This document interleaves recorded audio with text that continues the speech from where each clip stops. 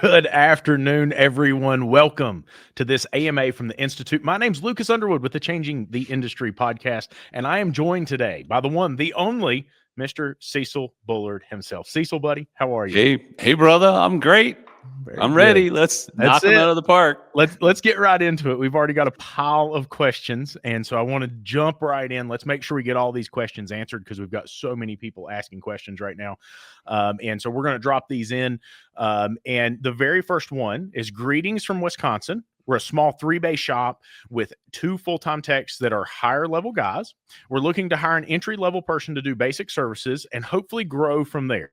Was looking for someone with a little to no experience, but a good attitude. What advice would you give us when it comes to pay structure, expectations, and anything else you can think of? Now, Cecil, there is a response down below that, and it's kind of all in one, and I think we need to talk about this as well.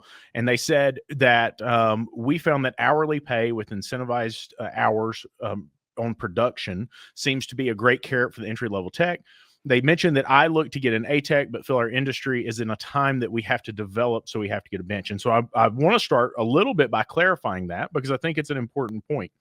I have been saying, I think for your first technician as a small shop, you should really be looking at hiring the best technician that you can find. And here's why I feel that way, because I tried to do it the other way. And what I did is I feel like I did a disservice to our industry.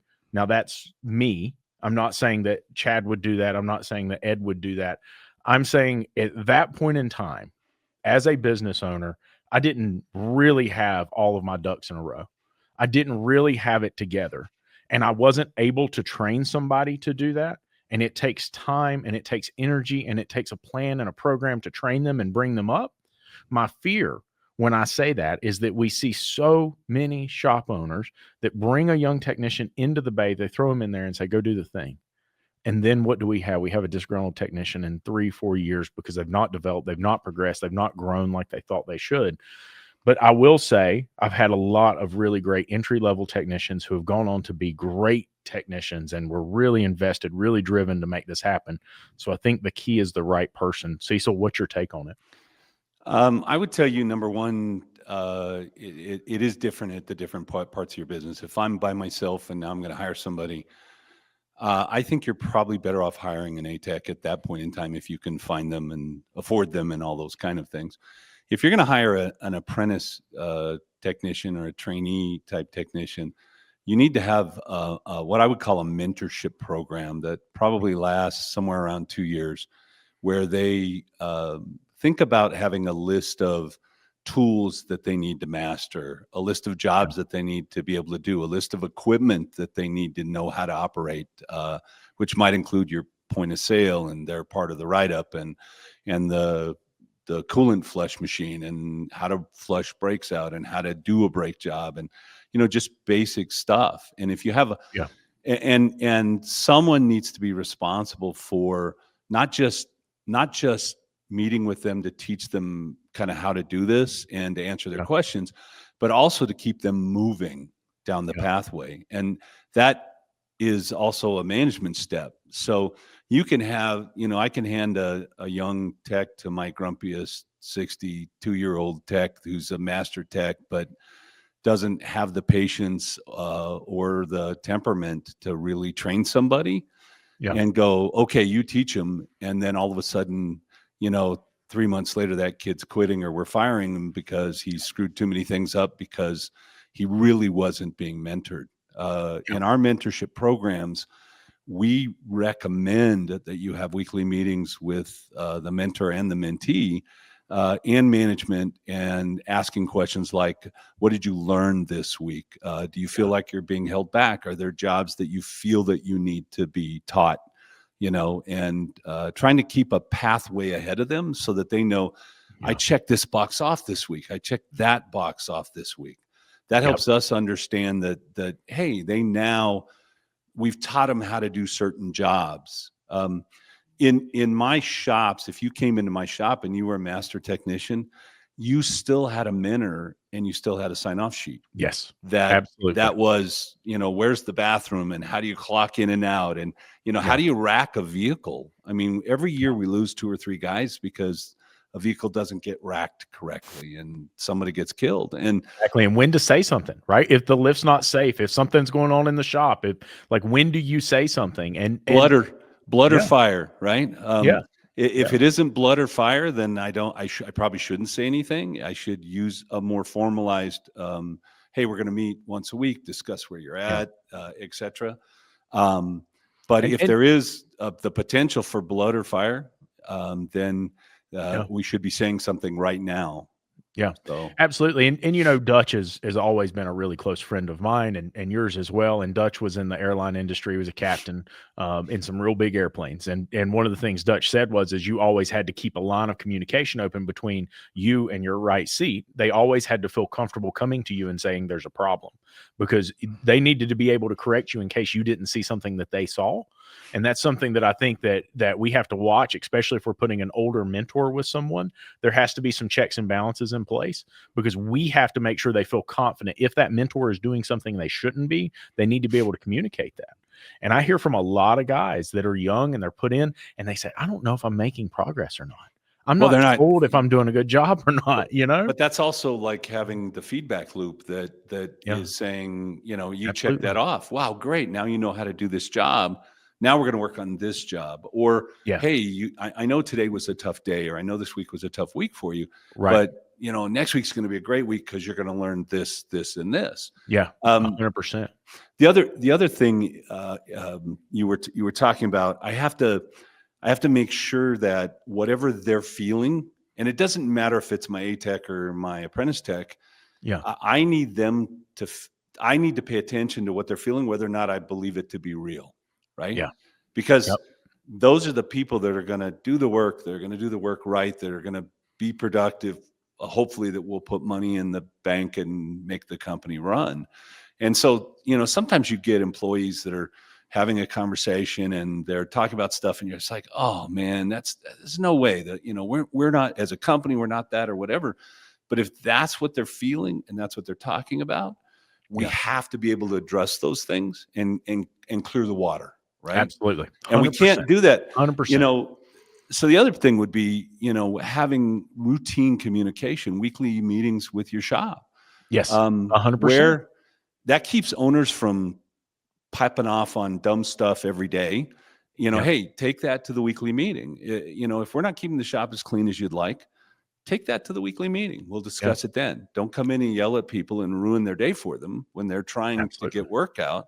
And the other thing is, I as an employee, I need a place where I think I can take something that concerns me, and Absolutely. I believe I'll be heard, right? Yep. And Yeah. heard doesn't necessarily mean I agree. It just means that I've heard you.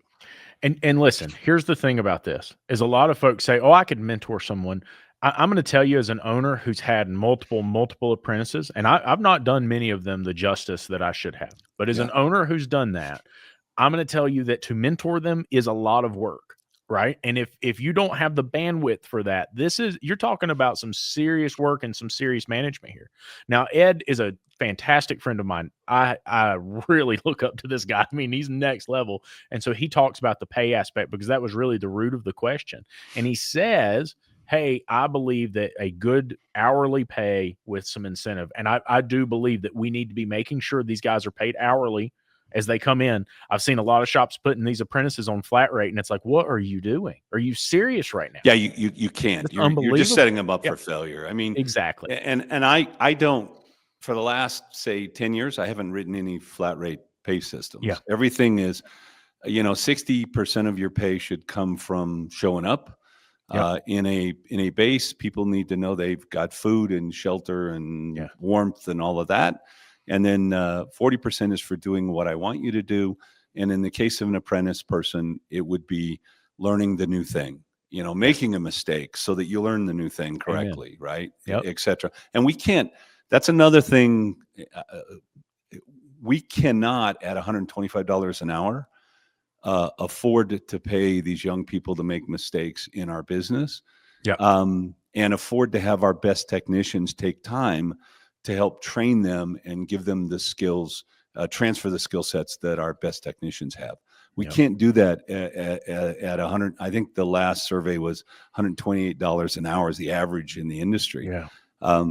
We need to be much higher, because I can't bring a guy in at $22 an hour and expect him to feel You're comfortable exactly or right. her to feel comfortable, and not do anything but live in mom's basement, right? Yeah, 100%. Um, And that's kind of what you're expecting when you do that, right? You may not yeah. say it, but that's your end result.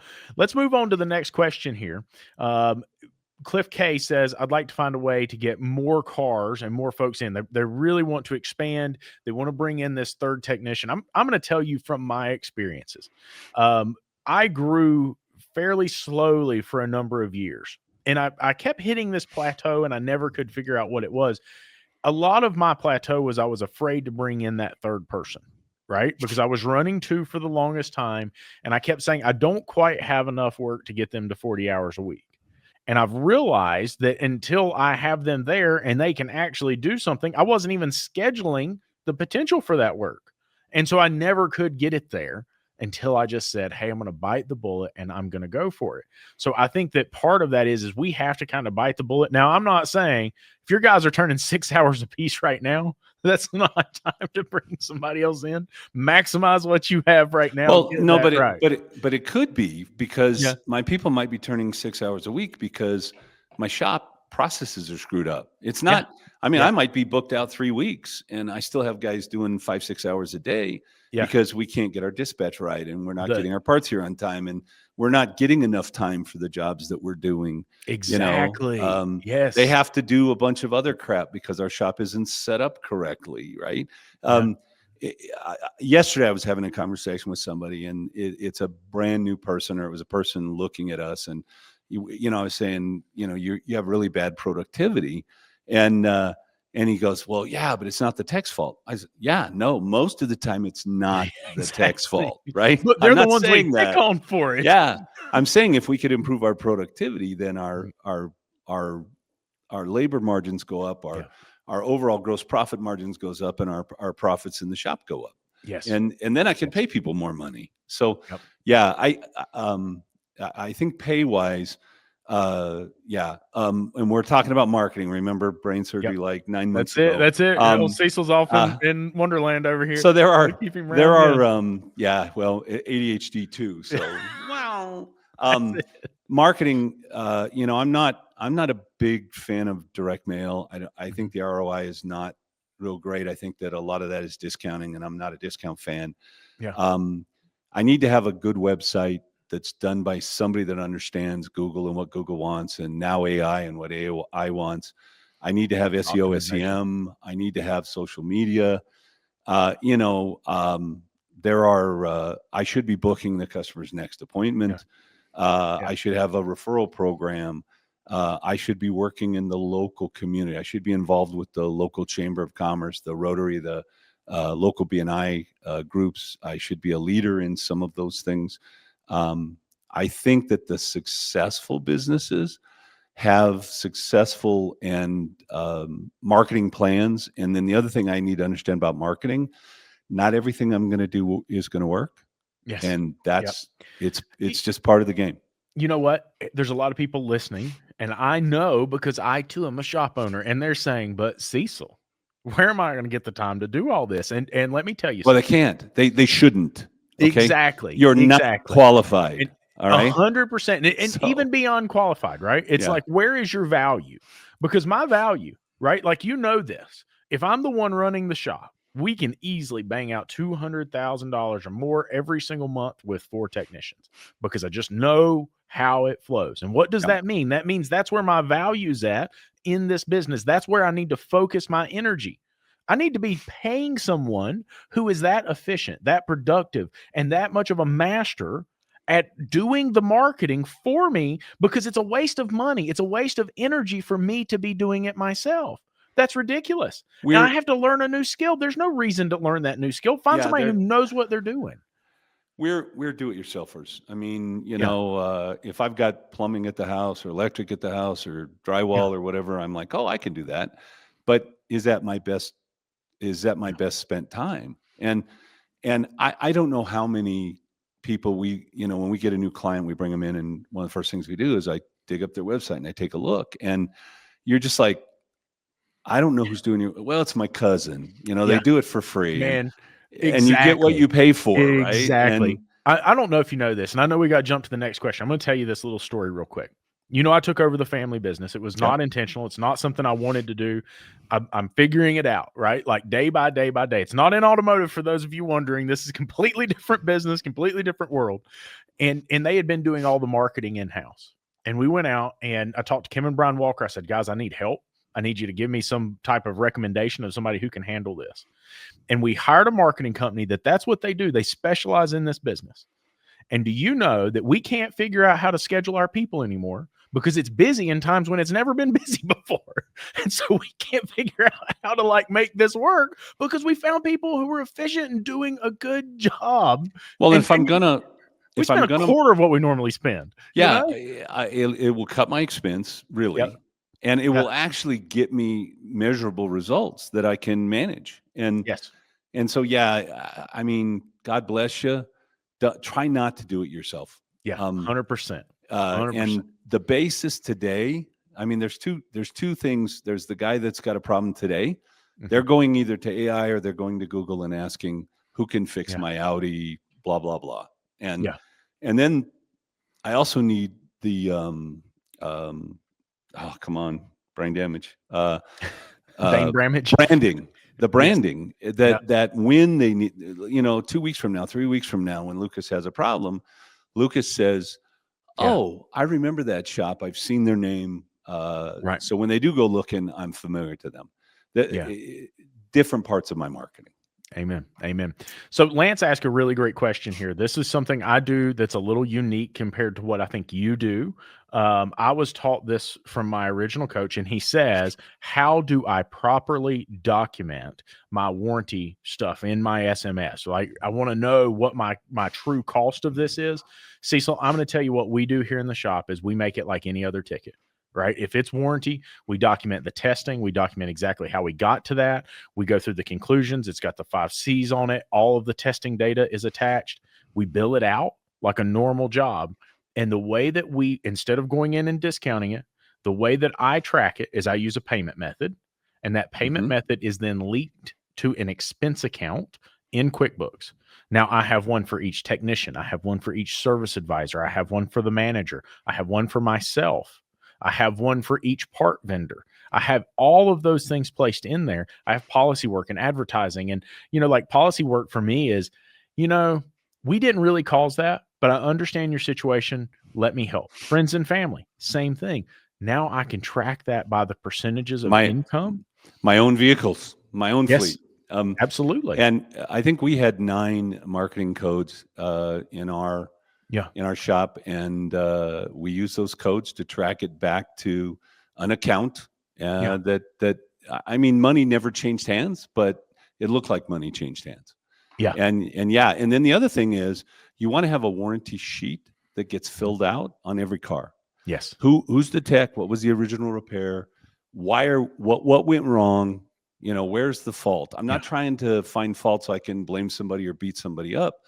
But if I have the same tech making the same mistakes over and over, and I can't pin that down, then we keep making the same mistakes. If it's a parts failure because I'm buying parts from this company and it's I have to be able to see that. And I have a great form that is always filled out whenever there's a warranty, and then management signs off on. We've decided to give this customer, $1,000 worth of whatever because it really wasn't our fault. But okay, great. Then we put it in the right code and we track it.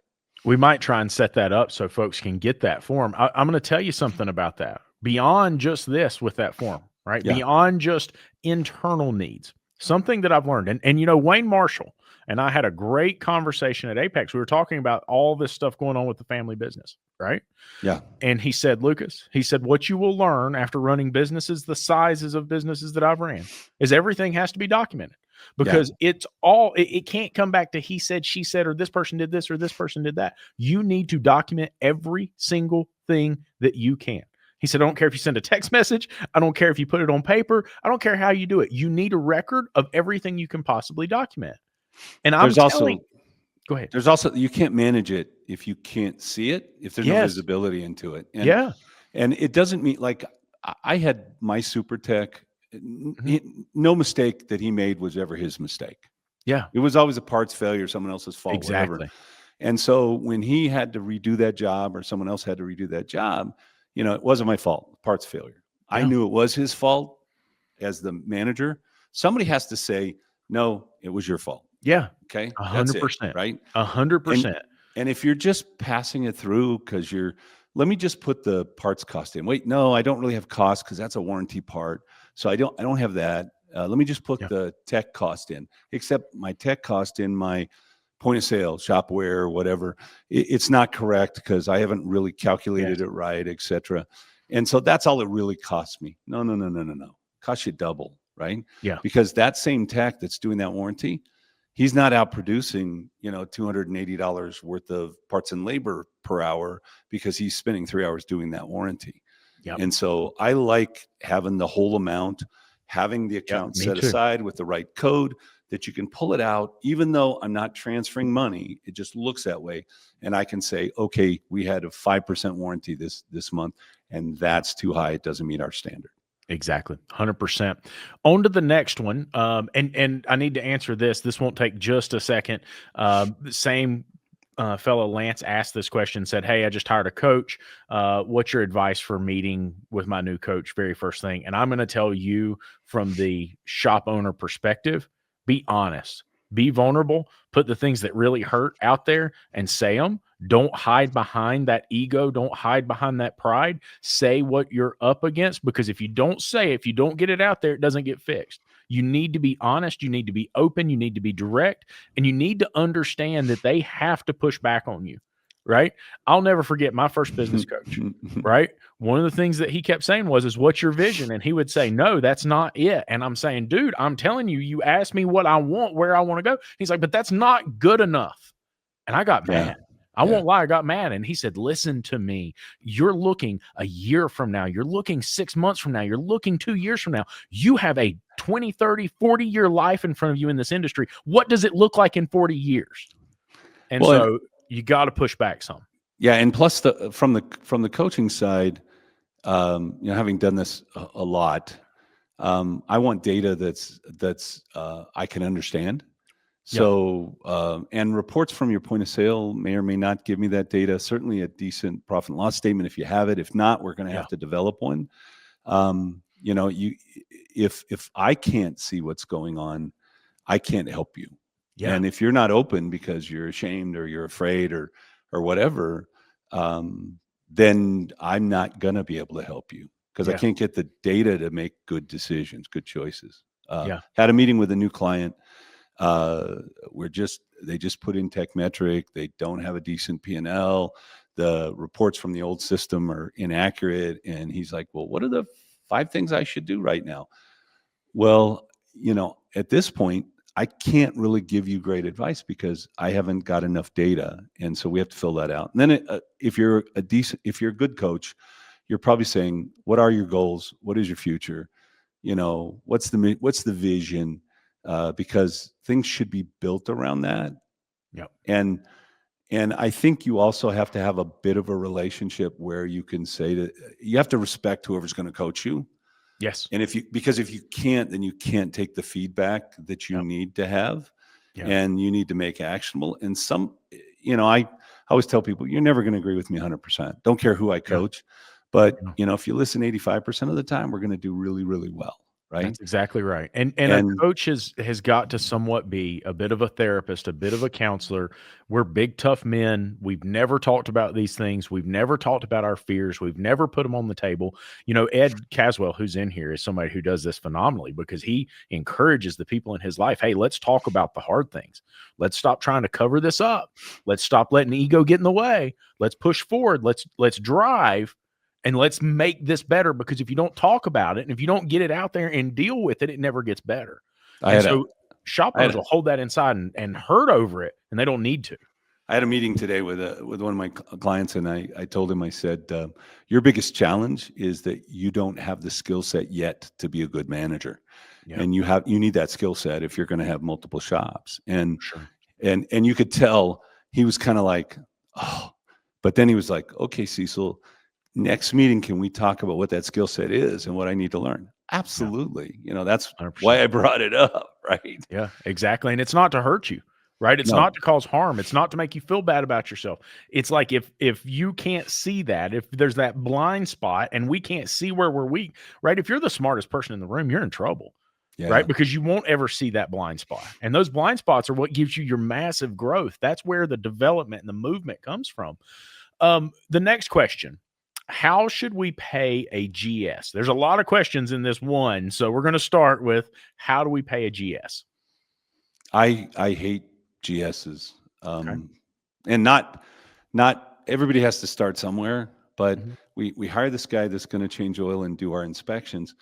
Who's the worst qualified person to do an inspection on a 2019 Toyota Tacoma, right? Mhm. The GS tech.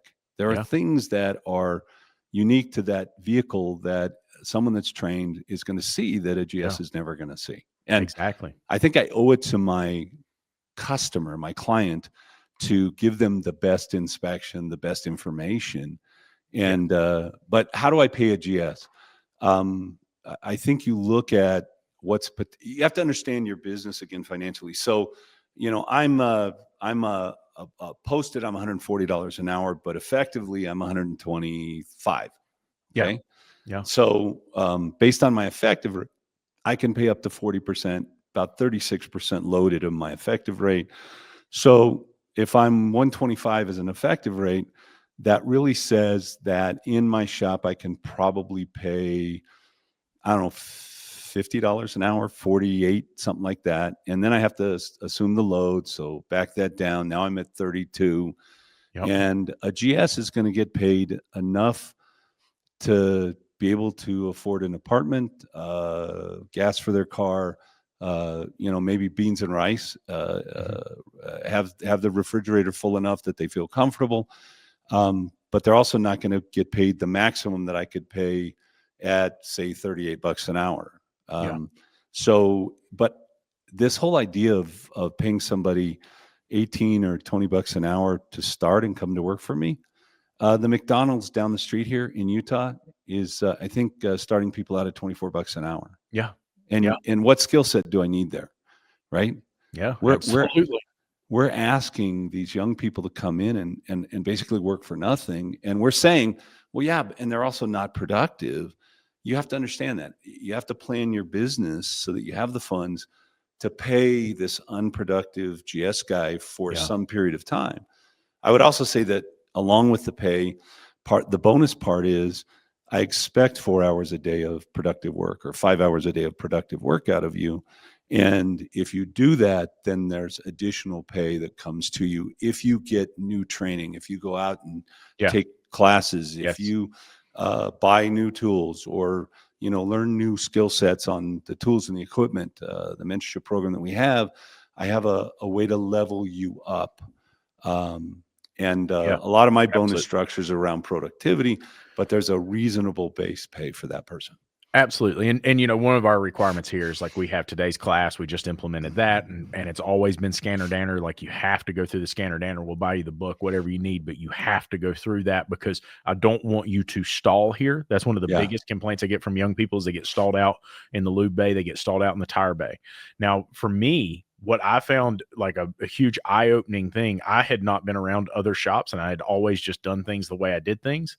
So for my GS guys, what I was doing is I was just cutting the hours way down. I was paying them hourly. I was cutting the hours way down. So I was matching everybody else's prices. And so now I've added those multiple labor rates so I can adjust. And I know that person that's in that position. And one thing that I heard somebody say the other day is they said, you have to remember that your A tech may not be as profitable and your GS tech may not be as profitable. They're feeding the middle. And you talk about the estimating, like, I disagree 1,000,000%. I'm just saying, like, I am with you and I know why you disagree. And I think that the ATAC, we should be the most profitable because you're charging more money for that person because they have a much higher skill set. Are we? Right? No, are we the average doing shop it? is absolutely not. Are we doing it? That's why today the smart shops and Cecil just said only smart guys do this. So he's telling me I'm dumb. I'm really not. but the leading edge guys, the guys that are on the front of change and everything, they have probably 4 or 5 different labor rates. They have different labor rates for older cars, higher. Yes. They have different labor rates for Diag, much 100%. higher. They have different labor rates for European cars than they have for Kias and Hyundais and Toyotas, and you know, and they have different labor rates for different jobs that take different skill sets. Absolutely. This guy's next question, I think this is a good one, is there a time when we should charge? And Michael got ahead of me. He's going back and fixing it. Is there a time that we should charge for estimates? Now, I think this is important for us to talk about, because for your car to make it into my shop, I'm typically going to be charging for a service no matter what. Okay. And so I'm making that estimate because I've already got your car in the shop and I'm doing work. I've oil service, testing, tire job, something.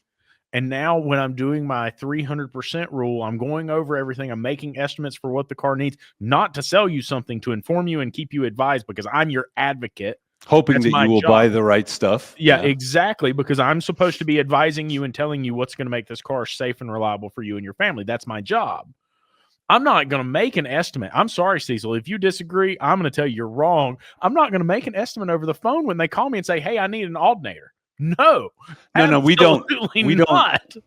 We don't price on the phone. Okay. The only things I can price on the phone are, you know, for that particular diagnostic, this is what our base starting is. This is where we start, right? And if I do have someone saying, you know, I need a coolant flush and a brake flush or whatever, my question then is, who told you?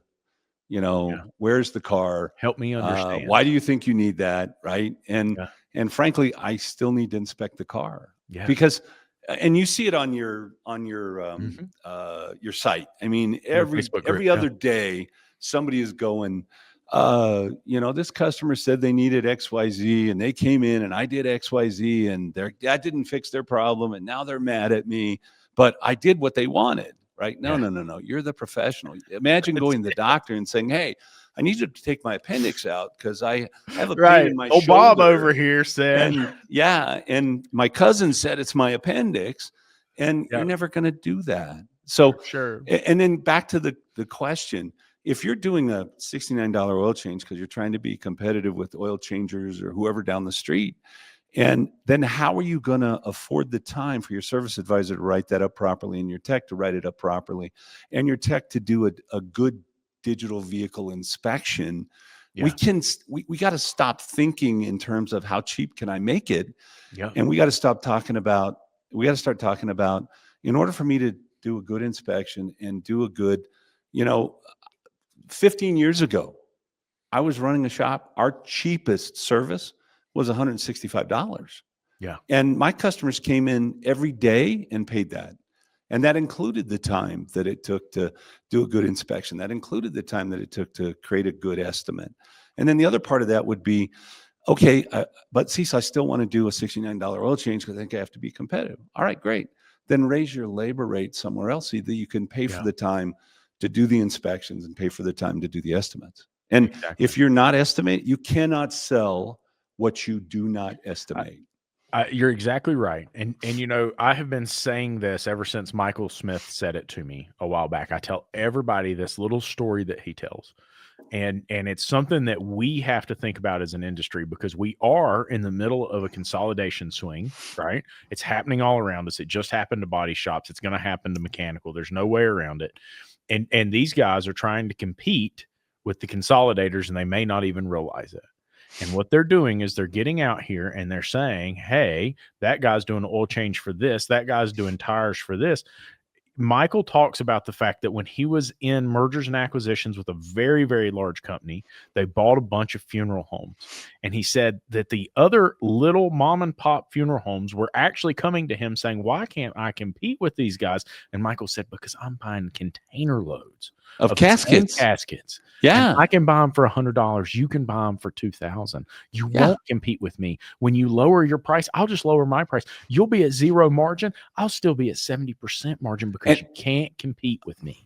And by the way, that customer that's going to go to that chain store, to that dealership, is probably not my customer. They're not looking for the same thing.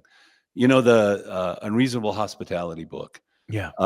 We have to become better at unreasonable hospitality than anybody else in our industry. That's the thing that's going to allow us to be profitable. That's the thing that's Yeah. going to allow us to survive. That customer is not coming to you because you're the cheapest guy on the block. And if they are, Right. you built the wrong business that you cannot survive because you For cannot sure. compete with Walmart or Costco or whoever, right? Yeah.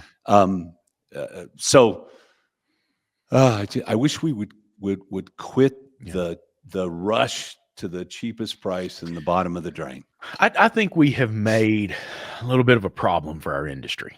Okay. I was in Florida, Universal Studios, stopped by there, went to some other places, was at a show called IAPA, and it's for the amusement industry, family entertainment centers, things like that. That's the space the family business is in.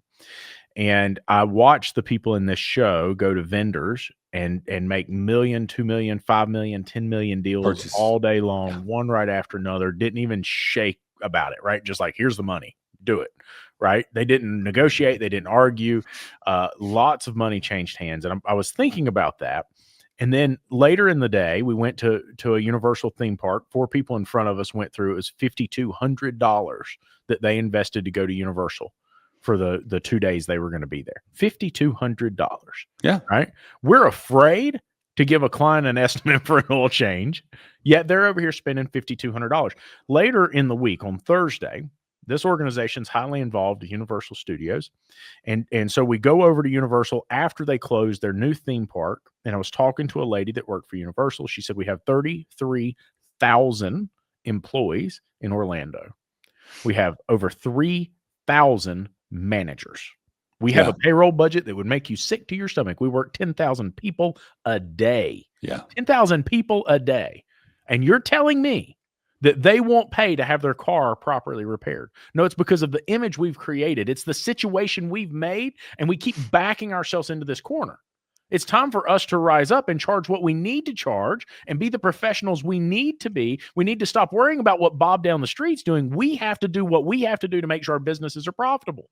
We're behind the curve. Let Bob bankrupt his business. Let Bob hire Yes. somebody at $15 an hour and lose them. I can't do that. I want to run my business as a financial model and make sure that I'm profitable in all areas of my business. Yeah, and absolutely. there are going to be some people that are going to say, I don't want to go there. And that's fine. One more just comment, maybe before we go on to the next thing. I've worked with 3,000 to 4,000 clients individually over my career. And we currently work with several hundred clients at the Institute. Yeah. And the top 15%, the guys that make the most money, the guys that have the most consistent businesses, the guys that don't worry about the fact that Thanksgiving is coming, the guys that have, 500,000 sitting in the bank as here's my spare money in case we have a bad week or whatever. Yeah. Those guys have things in common. And one of them is they're not the cheapest guy. They're always the most expensive guy in the neighborhood. And they're constantly helping their customers understand why that's of value. Okay. Yeah. So why should you come here and spend more money with me than you go somewhere else? And I think we know this all the time. We buy shit online. Yeah.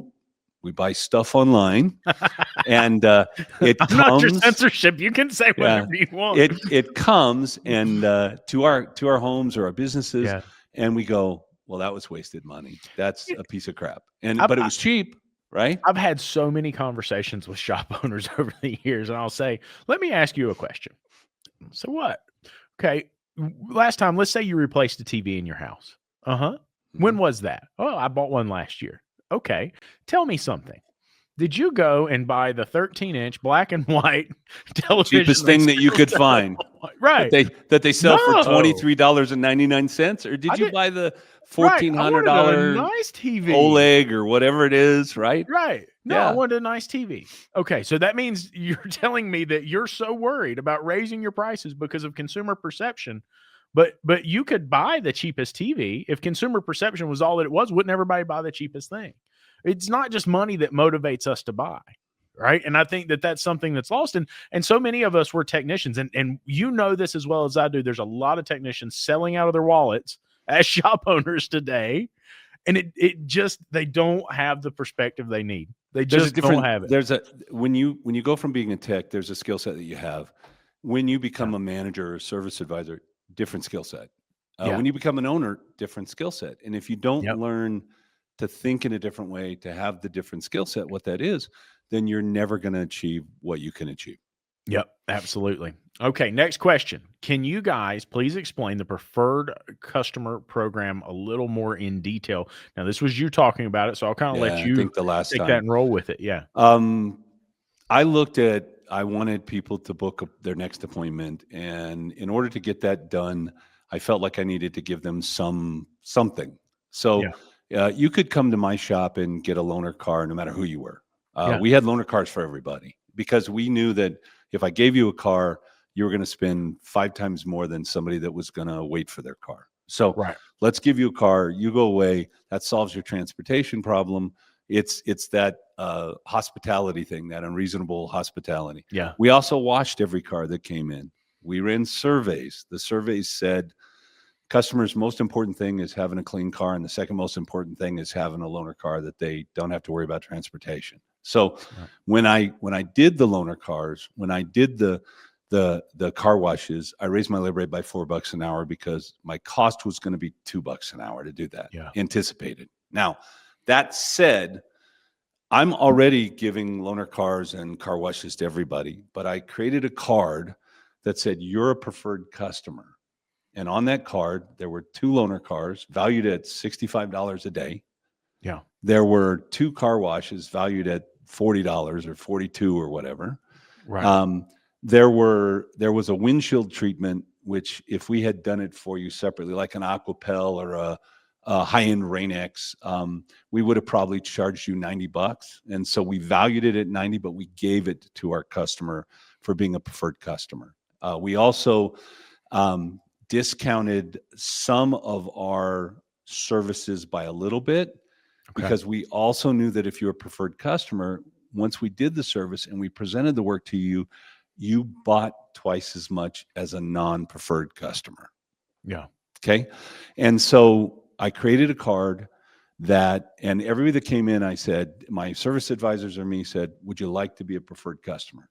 And they were like, what does that mean for me? Well, we have a card here. It's got these items on it. It's worth about $450. And you get one of these every year as a preferred customer. But we ask something from you. What we ask is that you make and keep your next appointment. Now, we have 6-month service schedules. So we will be booking a service for you in 6 months. Yeah. Okay. And if you can't make it, we have a communication system that 3 weeks before we're going to send you a message, and 3 days before we're going to give you a call. And if you can't make it, all we ask is that you go, let's get it rescheduled. I'm not ready, or I can't make it. Okay. Right. Just like the dentist.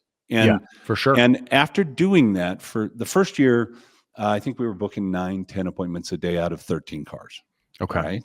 And we had I don't know, it was 69% or 72% show up rate. Okay. And I didn't think that was high enough. So I started closing the window a little. People that wouldn't make their appointment, people that fought me, I didn't make them preferred customers.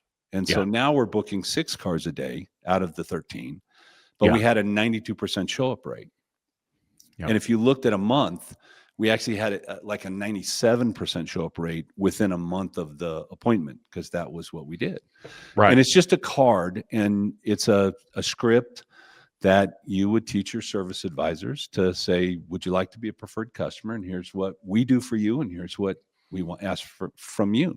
Now, by the way, because we were already doing loaner cars and we were already doing car washes, my cost for that preferred customer card was, I don't think it cost me $35 for the year. For sure. To offer that. And these people spent twice as much, and they didn't argue, and they weren't hard to convince to do the work they needed. And by having 6 appointments a day, all of a sudden my car count leveled out.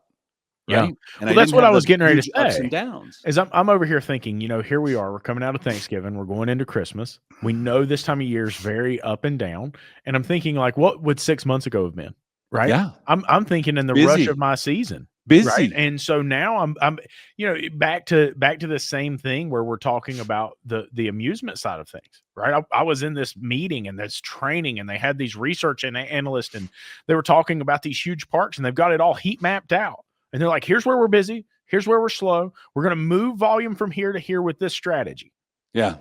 Hang on a minute now. We're going to put the water, Yeah. the $18 waters and the $12 ice cream over here, so people have to go over there, and then they're going to be where we want them to be. And we got to think about that. So like in their scheduling, right, they change prices and they adjust things and they move things around based on that. And I was thinking, gosh, our industry is lacking when it comes to this thought process, thinking ahead and planning. We've not developed and grown.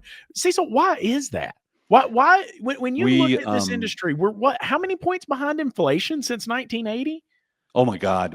The average shop right now should be probably $264, $265 if we raised 3% a year since 1980.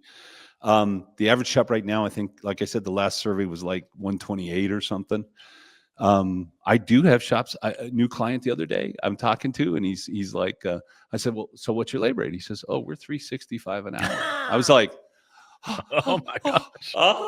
Right.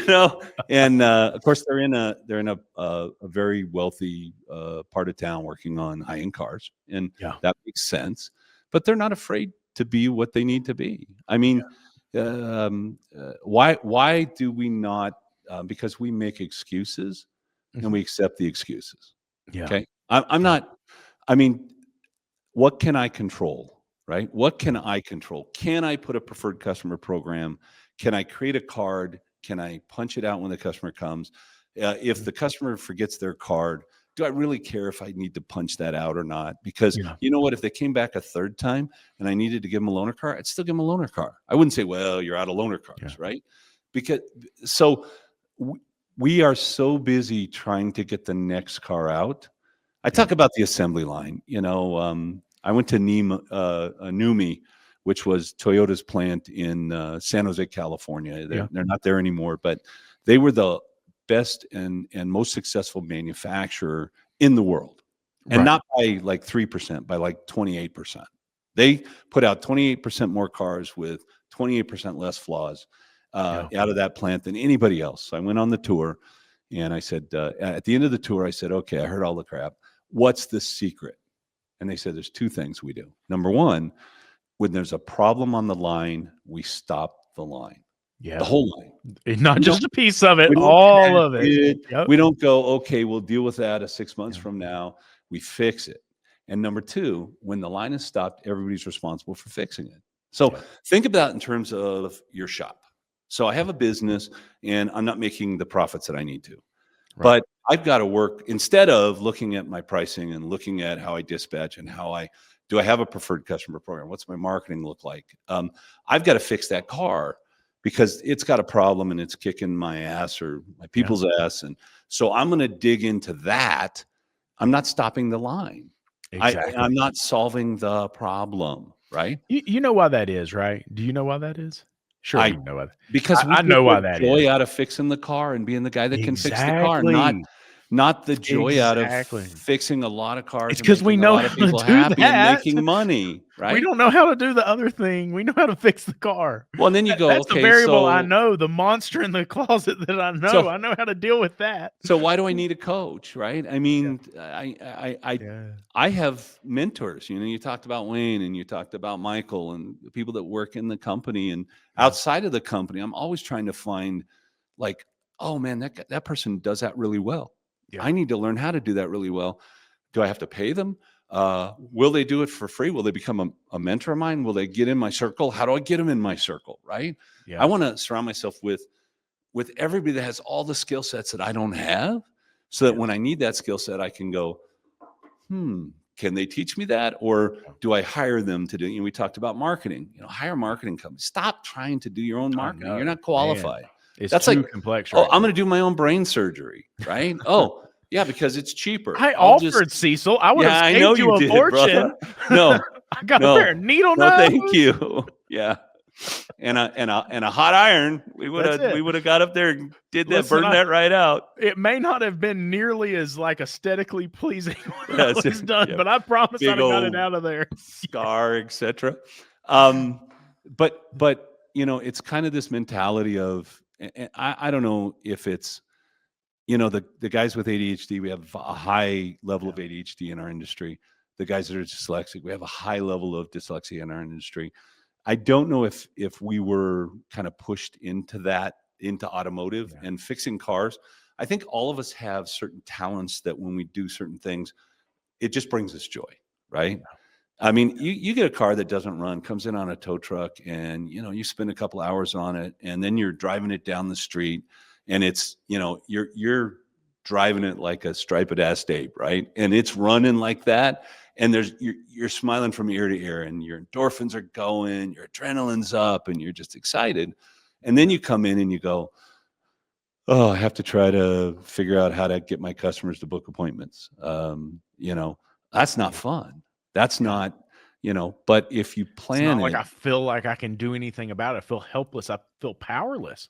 Yeah. Right. But if you know what to do and you actually do it, and you create a team of people that will get behind you to help you do those things, right? Yeah. And that's the whole company. And it becomes fun. It does. And here's the thing is that I think there's a lot of fear involved. I think we make a lot of decisions based on fear in this industry. And we love our shops. They're our babies. We've poured our heart and soul into them. And we feel like anything we do could disrupt or damage our shops. And so it's very hard to make those decisions. It's very hard to make that push, and jumping out on that limb to make a big move like that feels, so have you basically said, this is what I really want. This is my vision. Yeah. These are the results that I need in order to be ultimately successful, to get what I need out of this business, both financially, emotionally, etc. Yeah. And many guys have never thought past the next job, the next bill. Yeah, absolutely. Okay. And they push themselves into a spot. And I keep seeing this happen. They push themselves into a spot where they're convinced they're either going to be miserable for the rest of their lives, or all of a sudden they're the one who does the flip, and they're like, I don't care about the client, I don't care about the car, I don't care about anything. And I think that's something important we need to bring up, because a lot of people think that fixing the car is like some great magical thing for our consumer. That's the base level of proficiency for an auto repair shop. That's the expectation. Yeah, right? Like, you have to go well. You have to go well beyond winning. Fixing the car. And by the way, fixing the car, I know a lot of shops that fix a lot of cars and go broke. Yeah, absolutely. Where everybody's unhappy, miserable. They can't afford the tools they need. They can't even fix the roof that's leaking water every time it rains. Yep. Because they're afraid to raise their labor rate by $10 an hour, or to hold up parts margin, properly, or whatever. I argue with Brian Pollock multiple times a week about this, and this is a very upsetting topic for some folks, but here's the deal. I talked to Brian, and we're talking about the fact that I'm over here with a 4.9 star on Google, and I can look at my negatives, and I'm like, I earned that. Yep. And I look over across the street, and there's somebody with 3.3 stars. They are known to not fix the car, and the parking lot's packed full. And they did tons and tons of revenue. It couldn't just be fixing the car. So there's a guy I could mention his name. You and I both know him real well. He's one of our clients, been a client for a long time. He's got multiple shops. When we started, they were doing 2.1 million and losing money in their business. And I think the first year we did like 2.4, and we made $400,000 or $500,000 because we restructured and we did, the things that are important. Right. I've got to price myself correctly. I have to make sure that I have systems and processes that create. Wait a minute, you didn't do it by fixing all the cars? No, fixing cars is again, like I'm going to go to the grocery store. I'm going to buy groceries. Right. And I expect when I open that bread up, it's bread, and that I can make a sandwich with it. Right. And so you don't win anything by giving me bread. You win stuff by having a clean store where I can find what I need, and I have some choices to make. And maybe I could buy that high-end bread that's twice as expensive, but I kind of like that one, right? And you could do the same thing when you talk about the industry that your family's in, right? Yeah. It's the experience that the customer walks away from thinking how they. So close out. not for this, but I'm going to close you out. I have a script, hey, Lucas, I've taken your money. I'm not going to say this, but I got your keys in hand. I got your keys in my hand, and I'm going to say, hey, Lucas, before you leave, I need a promise from you. Will you promise me something? And you're going to say, it depends, Cecil, or sure, whatever. And I'm going to say, well, it's two things, right? Number one, if we did a great job, 3 days from now, someone's going to call you and say, did we do a great job, basically? And if we did, do you mind recommending us to family and friends, right? And you're going to say what? Yes. You're going to say yes. And then I'm going to say this. Lucas, here's where the promise comes in. It's the most important thing. If you can't say yes, would you call me personal? My name is on these 2 business cards, my personal phone number, and tell me why you can't say yes so I can fix that so that we can take care of our clients 100%. And make you happy, right? 100%. And now you're walking away from my shop having had an experience with someone who cares about whether or not you're happy instead of, well, I fixed your car, right? Yep. And 100%. I've got a reel that upset a lot of people, and it's a reel of Dutch. And he was talking about the fact that the new generation, and I don't necessarily think this is a generational thing, but Dutch, we got to be careful about generalities and generation stuff. Of course. But that's kind of where he was taking it. And he said, I don't care if it's blowing 100 miles an hour in the wind and it's snowing and you can't see the runway and all of the things that could go wrong have gone wrong. You don't get a pat on the back by the chief pilot for landing the plane because that was your damn job. Yeah, you have to. Your job was to land the plane. There was no exception. That was the job. And so we miss that in automotive. We think that everything's about fixing the car. We become hyper focused on the car itself, and the car is the least important part of this equation, in my opinion. Is it important to fix it right? Yes, absolutely. I would tell you the most important thing is customer experience. Yes, and customer experience starts with your marketing and what they can see. How do you answer the phone? I have listened to 10,000 phone calls. If I've listened to one, and that's not an exaggeration, and I can name on 2 hands and 1 foot how many people answered the phone correctly or well, right? And that's the customer experience. That's the start of the customer experience. Are you educating that customer about why you do what you do and how that's beneficial to them throughout the whole experience? Are you ending the experience with another experience so that they walk away with the right stuff in their head? Have you stopped the assembly line to figure out what's wrong and 100%. Put those things in place so that you can give them a great, and by the way, the second most important thing is making sure that you're profitable so you can deliver those experiences, right? Amen. So you can stand behind it, so you can take care of your people, so you do the things that have to be done. Cecil, I know we got to wrap up here. And so I'm just going to jump in and tell Jacob. Jacob's a good friend of mine. He asked a question. I'm going to save this question. We're going to answer it next time. I may even respond to him personally and answer. His parents are actually in my neighborhood right now, so they're welcome to stop. Oh, cool. Say hello. Come on in. We'll talk. So I just wanted to say to Jacob, hey, buddy, I'm sorry we didn't get to your question. I promise that we will answer it next time, and I will make sure Cecil gets a copy of it so he can reach out to you and give you his answer as well, but we will get it answered next time. Cecil, in closing, we have 1 minute left, and I've never heard you say anything in 1 minute. Is there anything you want the people to know? Don't misquote me online. Listen, I want to say, I could be wrong. I believe that was Chris Enright. And Chris is one of the sweetest, most humble, and awesome human beings you'll ever meet. And I believe that Chris may have taken something in the wrong light. I could be completely wrong. It may not have. The quote was Cecil said that all guys working out of their house are bums and whatever. Oh yeah, that's definitely Chris. That's why he got his feelings hurt. That's who he is. That is not what I've said. I was cleaning out a storage unit this weekend, and there's a guy working out of a storage unit on someone's car. Right. Now that guy is not helping the industry at all. Okay. Yeah. But I know a lot of my clients and a lot of people that started in their house and then they moved to a shop and then they moved to coaching and now they have 5 shops or whatever. There's always a starting point, and there's always bad people 100%. in no matter what it is, dentists, doctors, mechanics, whatever you want to call it. Please don't go to a dentist or a doctor that's working out of their home, though. Yeah. So that might be a bad idea. Probably not that smart, although it might save you some money, right? You know, and I love the fact that we have a lot of questions Yeah. and we have a lot of people coming online, and I'm glad that we get to make a difference here. Yeah. So I look forward to the next one, brother. Amen. Me too. And look, I'll say this. I admire someone like a Chris Enright, and I'll tell you why. It's because Chris Enright's been listening to people like you, people like all these other coaches in the industry. I And like to get quoted, yeah. so I'm Well, happy about that. here's the thing is this man's been watching and he's been building the base of the business. And Mhm. I wish that I had the patience and diligence that he did, because what he did is he started with the foundation and said, I'm going to build the foundation right. I'm going to build a good foundation under this. To do that, I need to do this at my home. I'm going to start small. And when the opportunity presents itself, I will expand. But here's the foundation of how I'm going to do this. And here's how I'm going to be profitable. And here's my plan. So he started very early saying, hey, this may not be an ideal situation, but I'm going to get profitable. I'm going to maximize what I have now. So now I can go buy something and I'm in a smart place. I can afford it and I can make this work.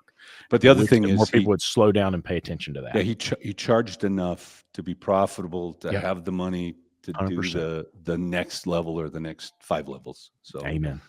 Cecil, thank you for being here. Thank Thank all you. of you for all the great questions. We look forward to it. Hopefully see you all again really soon. Next time we got another one of these coming up.